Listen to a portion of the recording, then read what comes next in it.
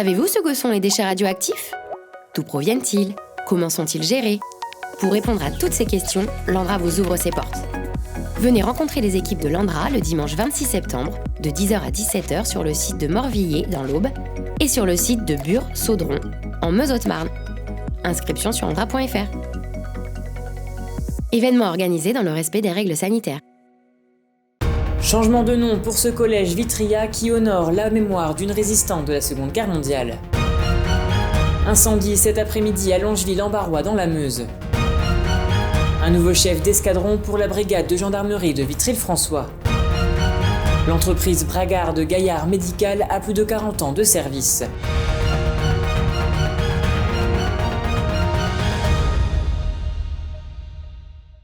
Bonsoir à tous et bienvenue dans votre journal du mercredi 22 septembre 2021 et ouvrons cette édition avec un peu d'histoire. En effet, c'est désormais officiel, le nouveau nom du collège Vieux-Port à Vitry-le-François a été dévoilé. Il s'appelle donc le collège Gisèle Probst, figure bien connue de la Cité Rose de par sa résistance durant la Seconde Guerre mondiale.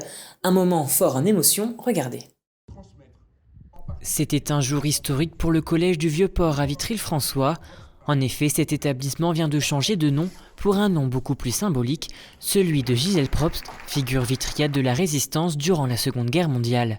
À l'origine de cette demande, la présidente du comité de la Légion d'honneur. Je suis très heureuse, mais vraiment très heureuse que cette fête soit réussie, que cet hommage soit réussi parce qu'elle le mérite amplement. Et je pense que de là-haut, elle doit avoir un petit sourire très malicieux parce que je connais son sourire et de dire ils sont venus, ils sont tous là pour moi. Oui, Gisèle, on est là pour toi et on a réussi. Une cérémonie officielle a donc été organisée en présence d'élus et parlementaires locaux, mais également des membres de la famille de la résistante, très touchés par ce geste symbolique. C'est une reconnaissance. Bon, on a évoqué tous les gens qui avaient participé à cette reconnaissance et donc a donné le nom du collège, le nom de ma mère. Ça fait rigoler parce que moi j'étais jeune étudiant et je suis venu au collège il y a quelques siècles maintenant. Je suis resté qu'1 an, il paraît que j'étais un peu dissipé. Ce changement de nom permet à la fois de témoigner du passé et de ne pas oublier cette vitriate. C'est toujours une valeur historique bien sûr, parce que comme on l'a dit et redit, il y a le fameux devoir de mémoire. Donc c'est quelque chose d'évident et nécessaire. Elle nous a toujours apporté un témoignage très fort sur sa déportation, sur sa résistance. Elle nous a toujours appris les valeurs essentielles de la vie, c'est-à-dire le courage, la ténacité, ne jamais baisser les bras, croire qu'il peut toujours y avoir quelque chose de meilleur.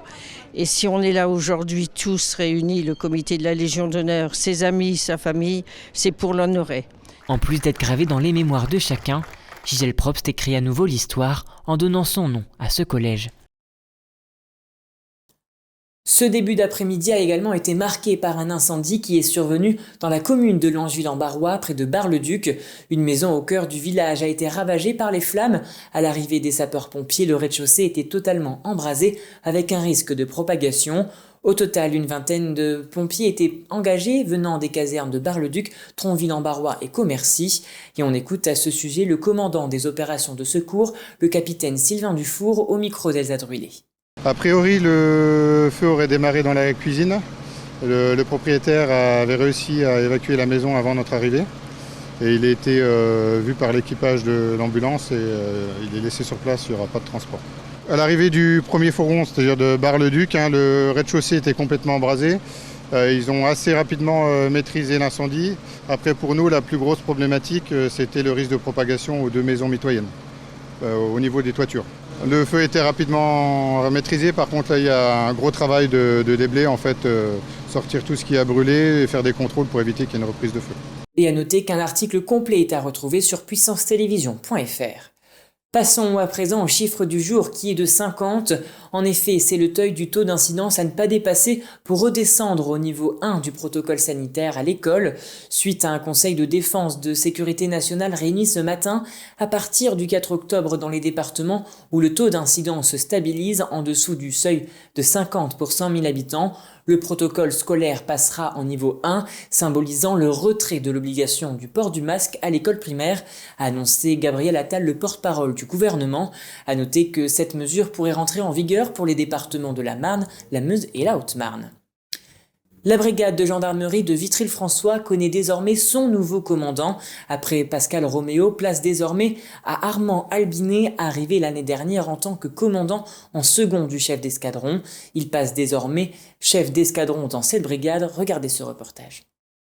Ce mercredi matin, la place d'armes de Vitry-le-François a été investie par les militaires de la brigade de gendarmerie.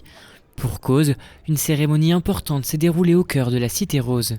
Le commandant Armand Albinet, le nouveau chef de la brigade de gendarmerie, a été officiellement installé dans la forme des usages militaires en présence du général Bruno Louvet, commandant du groupement de la Marne et de l'ex-Champagne-Ardenne.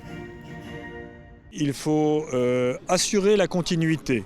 Donc un nouveau patron, il doit faire un effort personnel pour s'approprier les problèmes locaux. Ça, c'est le premier défi. Le deuxième défi, c'est le défi humain. Ce nouveau patron, il doit commander son unité et faire corps avec ses subordonnés parce qu'il n'y a que dans la cohésion et dans cette action de mobilisation que nous pouvons être efficaces au service de la population. Arrivé il y a plus d'un an en tant que colonel au sein de la brigade vitriate, le commandant Armand Albinet succède au commandant Pascal Roméo. Élus locaux et parlementaires étaient présents pour ce moment très solennel. Alors, un sentiment de grande fierté parce que voilà, la prise de commandement c'est un moment fort dans une carrière, les temps de commandement sont assez restreints, le commandement d'une compagnie de gendarmerie départementale c'est un moment phare de la carrière d'un officier et effectivement se retrouver sur cette place d'armes au cœur de la ville, au contact de la population pour se faire remettre officiellement le commandement de la compagnie par le général, commandant le groupement, commandant la région, c'est un moment très fort pour moi effectivement, plein d'émotions. Désormais le commandant va devoir relever un nouveau défi et assurer de nouvelles missions au sein de cette brigade. Plusieurs enjeux opérationnels majeurs, j'en citerai 6. Le premier, c'est la lutte contre les violences intrafamiliales, notamment les violences conjugales. Le deuxième enjeu, c'est l'empreinte au sol. Voilà, assurer notre empreinte au sol, notamment via le dispositif de gestion des événements qui permet d'avoir des patrouilles sur le terrain 24 heures sur 24, 7 jours sur 7, au plus près du public, en mesure de répondre rapidement aux interventions. Le troisième enjeu, c'est la lutte contre les trafics et notamment les stupéfiants. Voilà, qui restera aussi une mission phare pour nous. Le quatrième enjeu, c'est la lutte contre les transports dans le cadre de la sécurité des mobilités, donc lutte contre l'insécurité routière. Les chiffres sont bons, mais il faut qu'on perdure notre bonne action menée depuis un moment. Le dernier enjeu, ce sera le contact avec les élus qui sont au cœur des communes, les pivots de nombre d'actions, et avec qui nous devons entretenir les très bons contacts que nous avons. Lors de cette cérémonie, il s'est vu recevoir la succession des différents patrons, mais également le fanion, symbolisant l'ensemble des personnels de sa compagnie, désormais sous ses ordres. Cela fait désormais plus de 40 ans que l'entreprise Gaillard Medical Service sillonne le territoire haut-marnais et meusien, principalement tournée dans le transport sanitaire de personnes.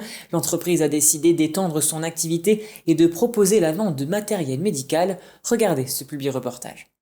Créée dans les années 80, l'entreprise Gaillard Medical Service, spécialisée dans le transport sanitaire de personnes, œuvre tous les jours sur le territoire haut-marnais et meusien. Aujourd'hui, c'est désormais Steve Gaillard qui est à la tête de cette enseigne. Il prend ainsi la relève de sa mère. C'est surtout au niveau familial que l'intérêt était là. Et puis l'implantation est quand même plus qu'intéressante. Et ça a été aussi un super rebond, l'investissement dans ces nouveaux locaux en plein cœur de ville. C'était un gros plus. Dans les années 2000, Gaillard Medical Service a décidé d'étoffer son activité. En plus de la compagnie d'ambulance et de taxi, l'entreprise a décidé de se lancer dans un nouveau domaine, celui de la vente et de la location de matériel médical. C'était un nouveau monde pour nous, c'est pas forcément notre cœur de métier. Donc on a mis beaucoup de temps à prendre nos marques sur le marché. Et puis de fil en aiguille, on a réussi à faire notre trou. Et depuis maintenant, c'est vraiment maintenant depuis 4 ans, avec nos nouveaux locaux surtout, où on a réussi à vraiment se professionnaliser pour de vrai avec une équipe maintenant digne de ce nom et qui est vraiment au service de toute la patientèle. Parmi cette équipe, on y retrouve Jérémy, le responsable du magasin de matériel médical. Présent pour accompagner et aider les clients, il saura au mieux les guider afin de faire le bon choix, même si lors de son arrivée il y a 5 ans, tout ce monde lui était inconnu. C'est très plaisant, c'est un métier qui est très preneur. La relation avec les patients, c'est vraiment quelque chose qui est important pour nous et aussi également pour eux. Donc c'est vrai que ça a été compliqué au départ, mais maintenant on s'y fait. Désormais incollable, Jérémy peut intervenir dans plusieurs domaines, mobilité, confort, bien-être ou encore sécurité, même si l'activité principale de la société est le maintien à domicile, qui se traduit sous deux formes, la location et l'acquisition de matériel médical. Donc la location, donc ça va être pour tout ce qui est lit médicalisé, fauteuil roulant, déambulateur, canne. Et ensuite, les achats vont plus se situer par rapport à tout ce qui est les aides pour l'accès au bain, à la baignoire, à la douche. Mais ce n'est pas tout. Gaillard Medical Service tend également à développer tout le matériel à destination des professionnels de santé.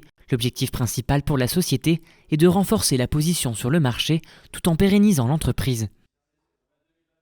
Et voilà, c'est la fin de cette édition. Merci à tous de l'avoir suivi. Dans un instant, vos prévisions météo de demain présentées par Manon Grosset. Très belle soirée à vous.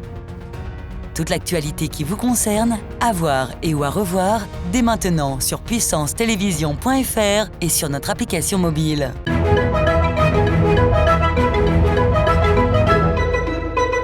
Bonsoir à tous. Demain matin, des éclaircies sont attendues sur l'ensemble du triangle. Côté température, on annonce 7 degrés à Chaumont. Demain après-midi, le soleil sera de retour et les températures remonteront. On attend jusqu'à 22 degrés à Vitry-le-François. La soirée de demain sera dégagée. Pour les températures, on prévoit 16 degrés à Bar-le-Duc. Demain, nous fêterons les constants et nous perdrons 4 minutes de soleil. Très belle soirée avec Puissance Télévision.